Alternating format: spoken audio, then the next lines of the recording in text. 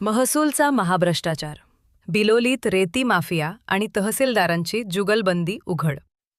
बिलोली प्रतिनिधी अवैध रेती उपसा आणि वाहतुकीवर कारवाईचा आव आणणारे महसूल प्रशासन प्रत्यक्षात रेती माफियांशी फेविकोलसारखे चिटकल्याचे धक्कादायक वास्तव समोर आले आहे. तहसीलदार गजानन शिंदे आणि नायब तहसीलदार बालाजी मिठेवाड यांनी अवैध रेतीचे 2 हायवा पकडल्यानंतर कायदेशीर कारवाईऐवजी अर्थपूर्ण तडजोड करत एका हायवा ट्रकची रात्रीच्या अंधारात सुटका केली. या प्रकारामुळे रक्षकाच बनले भक्षक अशी स्थिती बिलोलीत निर्माण झाली असून महसूल विभागाचा भ्रष्टाचार आता चव्हाट्यावर आला आहे.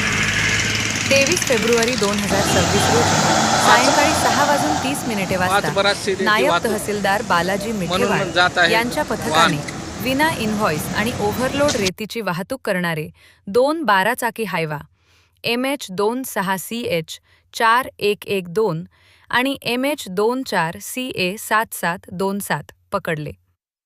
नियमानुसार या गाड्यांवर लाखो रुपयांचा दंड आणि गुन्हे दाखल होणे अपेक्षित होते.